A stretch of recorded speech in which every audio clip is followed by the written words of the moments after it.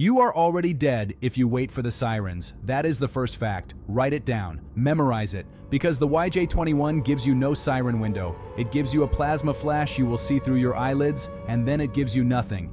This is a war game. Near future. Every trajectory driving it is already visible in open source data today.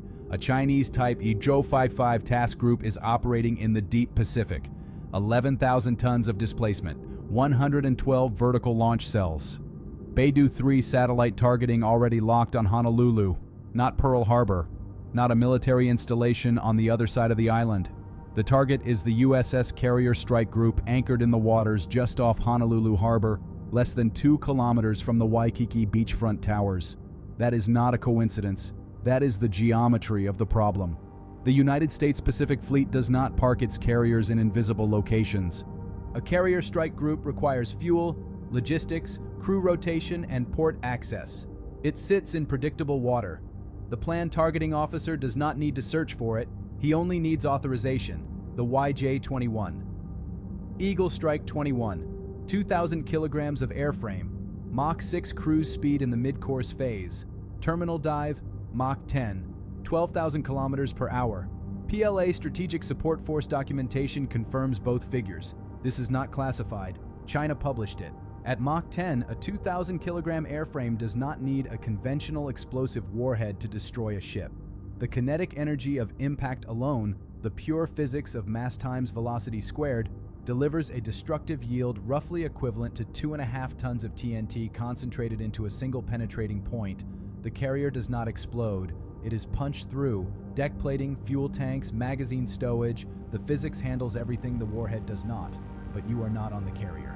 You are in the 14th floor of a glass-curtained hotel tower, 1 kilometer from the impact point, and what happens next to you has nothing to do with the warhead. When a 2,000 kilogram mass strikes water at Mach 10, the ocean does not absorb that energy. Water is nearly incompressible. The kinetic energy converts. It radiates outward as an overpressure wave traveling through the water column at over 1,500 meters per second, 5 times faster than the same wave travels through air. When that wave reaches the seabed and the harbor floor, it reflects. When it hits the water surface, it transfers. The air above the impact point receives an overpressure pulse that no engineering calculation for a Waikiki hotel tower was ever designed to survive. At 1 kilometer distance from a surface water impact of this yield, the overpressure reaching your building exceeds the failure threshold for architectural glass. This is not physics I am estimating. This is standard blast propagation mathematics applied to a near-shore high-yield kinetic impact. The curtain wall panels on a Waikiki high-rise, floor-to-ceiling glazing suspended from a concrete frame, fail under this load. They do not crack. They accelerate inward. Glass panels moving at several hundred kilometers per hour through your corridor, your lobby, your room. The primary casualty mechanism at that distance is not the impact itself. It is the glass, moving horizontally, at face height, simultaneously across every coastal tower on the Strip. Now the defense picture. The Glide Phase Interceptor, the system specifically engineered to kill a boost glide threat like the YJ-21 during its mid-course phase, does not exist in deployable form today. Initial operational capability is projected for the end of this decade, at the earliest. In March 2025, the Missile Defense Agency conducted Flight Test Operational 40 off Kauai, Stellar Banshee. They tracked a hypersonic surrogate. They simulated an engagement. No physical interceptor was launched. That is where the program stands. An SM-6 attempting terminal phase intercept against a Mach 10 maneuvering re-entry vehicle has a solution window measured in single-digit seconds. Detect, compute, launch, accelerate, close geometry against an object executing high-G evasive maneuvers at the edge of the atmosphere. In the Negev, during the June 2025 war, I sat inside an engagement control station while we tracked Iranian hypersonic salvos on the deep space radar feed.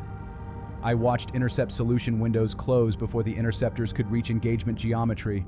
The radar was not wrong. The physics of the problem simply does not close inside the available time. No amount of political will change that equation. The Aegis cruiser in Honolulu Harbor runs the same math against the same constraints. That is your defense picture. Understand it for exactly what it is. 2 phases. This is where you stop dying and start thinking. Phase 1. The moment of impact. You have no warning. What you have is a single sensory cue, a blinding white flash in the sky. Not a fireball, plasma, atmospheric ionization from friction at Mach 10 terminal velocity. If you are near a window and you see that flash, do not look at it. The plasma luminosity at that velocity can cause temporary retinal damage. Look away. Drop. Right now. Do not think. Drop to the floor and move. Your target inside that building is the elevator core, the reinforced concrete structural shaft at the center of the tower. In every Waikiki high-rise built to modern seismic code, and Honolulu builds to strict seismic code, that core is the most blast-resistant element in the structure.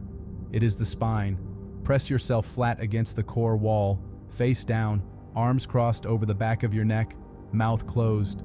The overpressure differential against open airways is a separate kill mechanism. Keep your mouth closed. Do not run for an exterior stairwell. A stairwell aligned with exterior glass becomes a pressure channel. Wait for the wave to pass. Assess, then move. And if someone told you taping your windows would protect them against blast loading that is a tornado preparedness myth. It has no relationship to overpressure physics. Remove it from your plan entirely. Phase 2. The island problem. Hawaii has no land border. You cannot drive to a neighboring state. You cannot walk to safety across a state line. The moment Honolulu Harbor takes a strike of this magnitude, the maritime logistics pipeline sustaining Oahu's 1 million residents begins to collapse. Container fuel, food, medical supply. That pipeline restores slowly, potentially very slowly. Here is what you do not do. You do not go toward any military installation. Pearl Harbor, Hickam, Camp Smith, these are primary targets in a first strike scenario. Secondary salvos follow first strikes. Any location adjacent to a major U.S. military asset on this island is a secondary target. Civilians moving toward military infrastructure in the aftermath of a first strike are moving toward the next impact point. This is not opinion. This is target sequencing doctrine. The H-1 freeway is also not your route. It connects the civilian population to the military infrastructure corridor. It will gridlock within minutes of a confirmed strike. A 1,000-meter-long column of stationary vehicles on a highway is not a survival position. Your direction is the Ko'olau Range.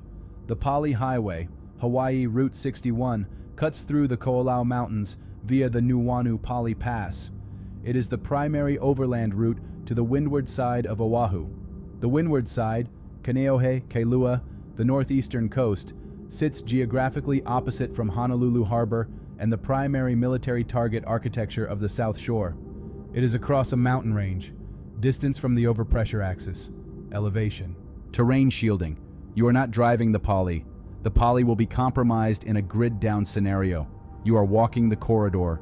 The route from central Waikiki to the Nuuanu Pali Pass is approximately 12 kilometers on foot. It is uphill through urban residential terrain. You need water for a minimum of 48 hours in your bag. You need shoes you can walk 12 kilometers in. You do not need a rolling suitcase. If the overland route is cut, downed infrastructure, secondary impact damage, road blockage, you move to interior elevation inland from the coastline, Manoa Valley, St. Louis Heights, any position that places the Ko'olau ridgeline between you and the southern shore. You are buying yourself distance from the coastal target zone and elevation above any seismic sea wave that follows a major nearshore kinetic impact. You wait. You conserve water. You do not attempt to flag down military assets. You do not approach the harbor or the port. You maintain position in interior elevation until large-scale civilian evacuation airlift is organized from a location you can reach on foot without crossing through the primary target corridor. This is not a comfortable plan. Comfortable plans do not exist in this scenario. The island is isolated. The ocean is controlled by the same adversary that just fired. The only variable you control is where you are standing and what you are carrying when the physics arrives. I spent 3 decades building systems to intercept what falls from that sky. I know exactly what they can and cannot do. The YJ-21 falls into the cannot. The engagement geometry does not close.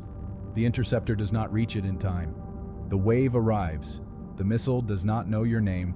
It does not know your politics. It was given a coordinate.